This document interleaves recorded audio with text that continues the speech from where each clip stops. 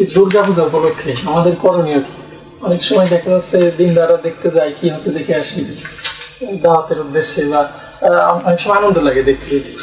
এই ক্ষেত্রে দেখা যায় স্যার আবার সাদাও যায় দুর্গাপূজা উপলক্ষে, বা কমিটিতেও থাকে মুসলমান, আমাদের করণীয়।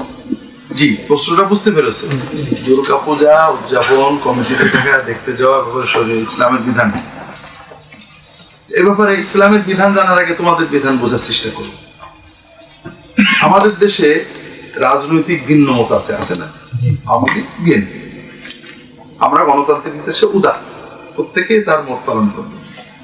এখন আওয়ামী লীগ মনে করো সে জিয়াউর রহমানের মৃত্যু দিবসে আনন্দ উৎসবের আয়োজন করেছে এবং তার একটা অনুষ্ঠান করবে। জিয়াউর রহমান পাকিস্তানের দালাল ছিলেন, তিনি এই ক্ষতি করেছেন দেশে, তিনার মৃত্যুতে জাতিকে উপকৃত হয়েছে, একটা আনন্দ উৎসব বা গান বাজনার কনসার্ট করবে। বিএনপি মনে করো ক্ষমতায় আছে, রাজনৈতিকভাবে বিএনপির উপর দায়িত্ব হলো এই আয়োজনের ব্যবস্থা করা, নিরাপত্তা সিকিউরিটির ব্যবস্থা করা। এটা যে কোনো গণতান্ত্রিক দেশে করতে হবে। এখন মনে করো উদারতার জন্য বিএনপির এমপি সাহেব নেতারা কমিটিতে আছেন, মানে আনন্দ কমিটির সদস্য হয়েছেন, টাকা পয়সা দিয়েছেন, উপস্থিত আছেন। তুমি কি মনে করো বিএনপিতে তাদের সদস্যপদ থাকবে? থাকবে? উদারতা তো। আনন্দ সবার অনুষ্ঠান যার যার দলের, কিন্তু আনন্দ সবাই করবো। আনন্দ করতে তো দোষ নেই, উৎসব সবার তো, উৎসবে আমরা যোগ দেবো, সমস্যা আছে? আছে। মনে করো আব্দুল কাদের মোল্লার ফাঁসি হয়েছে, তাতে শোক আয়োজন করেছে জামাত ইসলাম।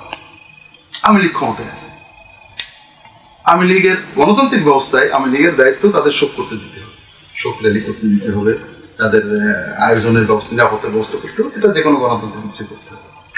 এখন শোক কমিটিতে আওয়ামী লীগের নেতারা সদস্য আছেন, টাকা দিয়েছেন এবং র্যালিতেও গিয়েছেন, পদ থাকবে কি?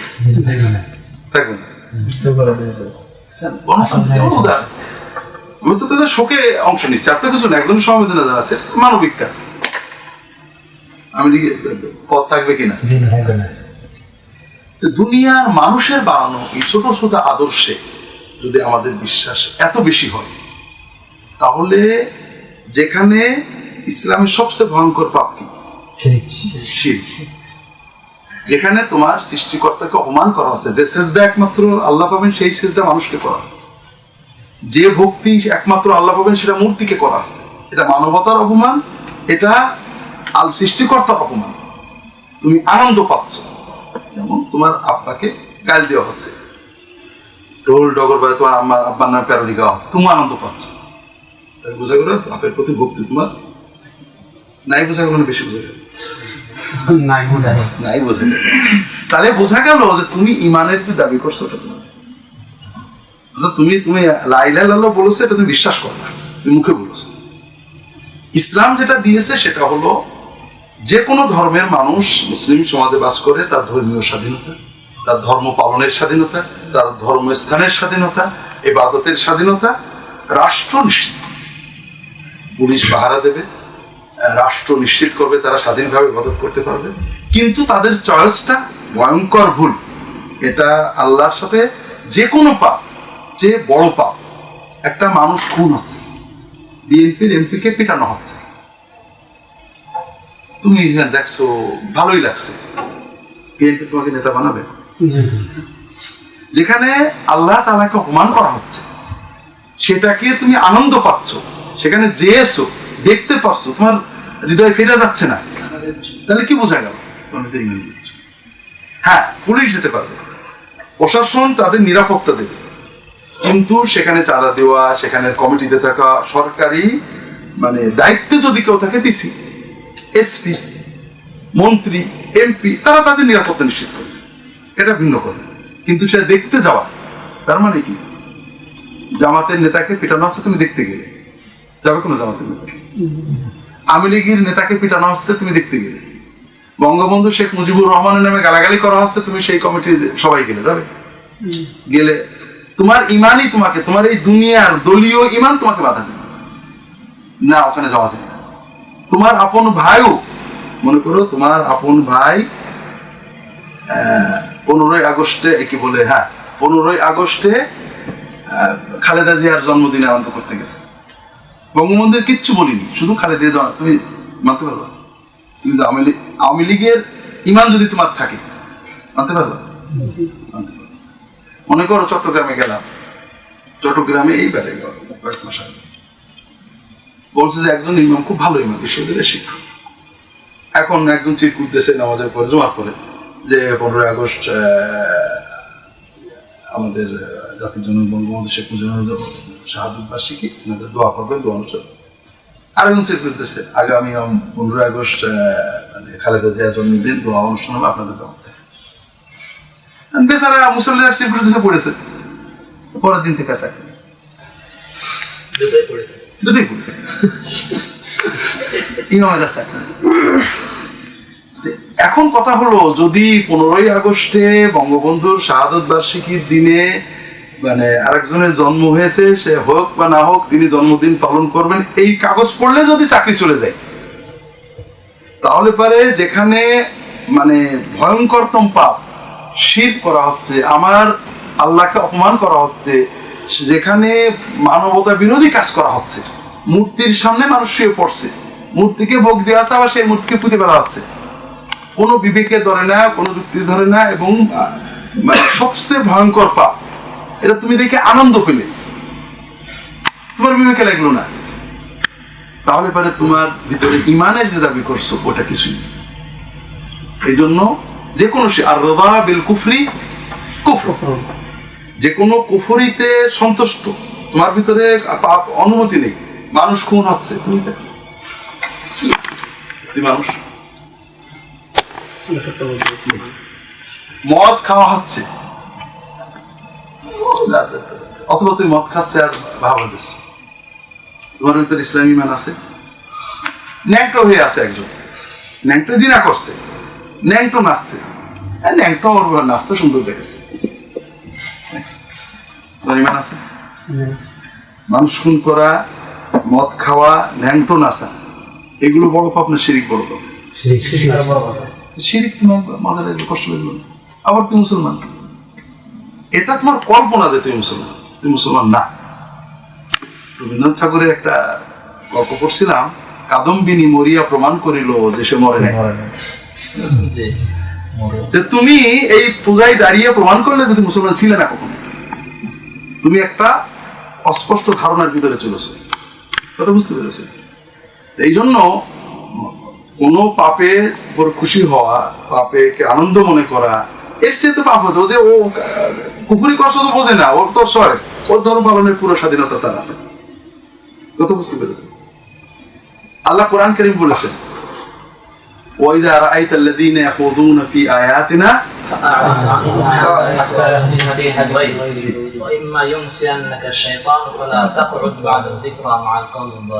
আল্লাহ কোরআনে বলছেন, দেখো ইমানের দাবিটা কি, ইমানের ন্যূনতম দাবি আমি থাকবো না।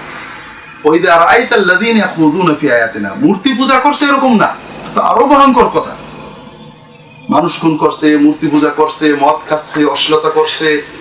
আল্লাহ রাসূল বলছেন, ইদা রাআইতাল্লাযী ইউকতালু যুলমান আও ইউদরাবু যুলমান ফালা তাকিব ইনদা, কাউকে যদি দেখো অন্যায় করে মারা হচ্ছে, জুলুম করে হত্যা করা হচ্ছে, গণপ্রতিনিধি, সেখানে দাঁড়াবে না, ফাইনাল লাআনাতু তানজিলু আলাইহিম, সেখানে লানত পড়ছে। যেখানে একজনকে অন্যায় করে মারলে লানত পড়ে, একজনকে অন্যায় করে হত্যা করলে গণপ্রতিনিধি দিলে লানত পড়ে, তুমি দৌড়ে পালাও সেখান থেকে, তোমার উপর গজব পড়বে, সেখানে তুমি শিরকে সেখানে কি করে যাচ্ছ? আল্লাহ বলছেন, ইদা রাআইতাল্লাযীনা ইয়াখুযুনা ফি আয়াতিনা, যখন তুমি দেখবে কিছু মানুষ আল্লাহর আয়াত নিয়ে হাসি মশকরা করছে, ফালা তাকুদ মাহুম, সেখান থেকে না, আমার কোনো ক্ষমতা নেই, উঠে যাও, তো পা দিয়েছে আল্লাহ, তাদের প্রতিবাদের ক্ষমতা নেই তাদের, কিন্তু আমার মন তো কষ্ট পাচ্ছে, আমি ওটাকে একজন কোরআনের আয়াত দিয়ে ঢোল বাজিয়ে গান গাচ্ছে, তুমি থাকবে সেখানে? যে ধর্ম যার যার আনন্দ সভা, আমি আনন্দের শরীর থাকবো, তোমার ইমান থাকলে পারবা না। আল্লাহ বলছেন যে ফালা তাকুদ মাহুম, ন্যূনতম একটু চলে যাও, হাতে ইয়াকুযু ফি হাদিস, অন্য কথা বললে তুমি তাদের সাথে থাকতে পারো। ওয়াইম্মা ইনসান্নাকা শাইতান, যদি শয়তান ভুল করে দেয়, ওরা কিন্তু একটা কথা বলে যে খেয়াল নেই, যখনই মনে পড়বে উঠে চলে যাবে, ঠিক আছে? এরপরে সূরা নিসাই যে আল্লাহ কি বলছেন, লাকাদ আনজালনা আলাইকুম, হ্যাঁ না, আল্লাহ বলছেন আন ইযা সামাইতুম আয়াতিল্লাহি বিহা আও ইস্তাহজাউ বিহা لا تقعدوا معهم حتى لا يقولوا في حديث غيره জি ইন্নাকুম إذا مثلنا মিথলুহুম ইন্নাল্লাহা জামিউল কাফিরিনা ফি জাহান্নাম। ভালো করে বোঝো যে আমি তোমাদের কাছে ওহী নাযিল করে বলে দিছি, যখন দেখবে আল্লাহর আয়াতের সাথে কুফরি করা হচ্ছে অথবা আল্লাহর আয়াত নিয়ে উপহাস মশকরা করা হচ্ছে, যে আল্লাহর আয়াত নিয়ে গান বানানো হচ্ছে, আল্লাহর আয়াতের সাথে কুফরি করা হচ্ছে, বুঝাচ্ছে বড় কুফরি আর আছে আর তো নেই। وإذا رأيت إذا رأيتم آيات الله يكفر ويستهزئ فلا تقعدوا معهم তাদের কাছে থাকবে না। হ্যাঁ, তারপরে حتى يأتي আখুযু ফি হাদিসিন গায়র, অন্য কথাই থাকতে পারে, জাগতিক অন্য কথাই। এরপরে আল্লাহ সবচেয়ে কঠিন কথাটা আমাদের জানেন, ইন্নাকুম, যে ব্যক্তি এই কুফরি পাপী জায়গায় বসে থাকবে, ইন্নাকুম ইযা মিথলুহুম, তোমরাও তাদের মতো কাফের। আল্লাহ এখানেই শেষ করেন, إن الله جامع المنافقين والكافرين ফি জাহান্নামা জামিআ। তবে কাফের দুই রকম, একটা হলো ঘোষিত কাফের আর হলো মুনাফিক কাফের। আল্লাহ বলছেন নিশ্চয়ই আল্লাহ কাফের এবং মুনাফিকদেরকে জাহান্নামে এক জায়গায়। কাজে তুমি যখন কুফরি দেখে মজা পাচ্ছ, তাহলে তুমি হয় কাফের নইলে মুনাফিক। কাজে ইমানের হলো আল্লাহর হুকুম, তারা তাদের ধর্ম পালন করবে, তাদের ধর্মে বাধা দেওয়া, তাদের ধর্মে ক্ষতি করা, তাদের ধর্মের বিরুদ্ধে বলা, দেবতাদের বিরুদ্ধে বলা। আমরা মূর্তি পূজার বিরুদ্ধে বলবো, তাদের পূজনীয় কোনো ব্যক্তি, দ্রব্য, বস্ত্র এটাকে অপমান করে কথা বলে ইসলাম হারাম। লা তাসুবুল্লাযিনা ইয়াদউনা মিন দুনিল্লাহ ফায়াসুবুল্লাহ আদওয়াম বিগাইরি ইলম। তবে এটা হলো তার চয়েসকে মেনে নিয়ে, যেমন মানে সরকার ক্ষমতায় থাকে, যে সরকার থাকে গণতান্ত্রিক ব্যবস্থায় বিরোধী দলকে সব কথা বলার অধিকার দিতে হবে। তারা গাল দেবে, বাজে কথা বলবে, বিক্ষোভ মিছিল করবে, র্যালি করবে, গান বাজে করবে, সুযোগ দিতে হবে। কিন্তু তুমি তার আনন্দ বা শোকে শরিক হবে, তোমার দলীয় ইমানটা বাধা দেবে না, তুমি সেই দলে থাকতে পারবে, কেউ তোমাকে বলবে না। দুনিয়ার জাগতিক ইমান যদি এইটুক হয়, আর ইসলামের যে জিনিসটা তুমি দাবি করছো, আমি লা ইলাহা ইল্লাল্লাহ মুহাম্মদ বিশ্বাস করছি, এই দাবি যদি এর কাছাকাছি কিছু না যায়, তাহলে বুঝতে হবে যে কাদম্বিনী মরিয়া প্রমাণ করিল সে মরে নাই। তুমি পূজাই যে প্রমাণ করলে যে তুমি কখনোই মুসলমান ছিলে না। এটা হলো যারা দেখতে, শুনতে বা মজা পেতে, আনন্দ পেতে কি হচ্ছে দেখতে যান, তাদের গণপিটুনিতে কি হচ্ছে দেখতে দেওয়া যায়, ন্যাংটো নাচের আনন্দে কি হচ্ছে দেখতে দেয়। হ্যাঁ, যারা সিকিউরিটির জন্য গিয়েছেন, যারা রাষ্ট্রীয় নিরাপত্তা, তাদেরটা ঠিক আছে, তারা কেন যাবে? তো তাদের নিরাপত্তা কে করবে? বিরোধী ইচ্ছে করলে মারাতে পারে না, বাধা দেবেন কেন? তাদের ধর্ম পালনের দায়িত্ব তাদের, তাদের ধর্ম পালনের ব্যবস্থা করা রাষ্ট্রের দায়িত্ব। কাজেই পুলিশ যাবে পূজা দেখতে নয়, পূজা দেখতে দেয় না, নিরাপত্তার জন্য যেতে হবে তাদেরকে। কাজেই রাষ্ট্রীয় নিরাপত্তা ব্যবস্থা করা তাদের ধর্ম পালনের, কেউ যেন তাদের গালি না দেয়, কেউ যেন ধর্ম বাধা না দেয়, এটা নিরাপত্তা নিশ্চিত করা মুসলমানের দায়িত্ব। কথা বুঝতে পেরেছ? এটা সরকার এটা নিশ্চিত করবে, কাজেই পুলিশ যেতে পারবে নিরাপত্তার জন্য, পূজা দেখতে না। মুসলমানরা এ ব্যাপারে এত কঠিন ছিলেন। তোমাদের একটা কথা বলি, ওমর ইবনে আব্দুল আজিজ যখন খলিফা হলেন 99 হিজরিতে, তখন দারুল খেলাফত রাজধানী কোথায়? দামেস্কের বড় মসজিদ, মসজিদে মুআবি বলা হয়, মুআবির রাদিয়াল্লাহু মসজিদটা বানিয়েছিলেন। ওর একটু দূরেই ছিল খ্রিস্টান, তখন তো শহরটা ছোট ছিল, খ্রিস্টানদের চার্চ। তো মসজিদ বড় হতে খ্রিস্টানদের কাছে বললো, ভাই চার্চটা একটু বিক্রি করে দিল না। হ্যাঁ, তোমাদের হাতে ধরে পায়ে ধরে দিইনি, আস্তে আস্তে ওই মসজিদের ভিতরে ঢুকে গেছে। এটা হচ্ছে আগে উমাইয়া যুগে, মানে আব্দুল মালিক ইত্যাদির যুগে আগে। ওমর ইবনে আব্দুল আজিজ খলিফা হওয়ার পর যখন তার ইনসাফ সবাই দেখলো, মাত্র 2 বছর ছিলেন, হ্যাঁ, এখন খ্রিস্টানরা বললো যে আমিরুল মুমিনিন এই জায়গাটা কিন্তু দলিল এনেছে। মুসলমান দামেস্কের গভর্নরে বললেন যে মসজিদের এই জায়গাতে মসজিদের দলিল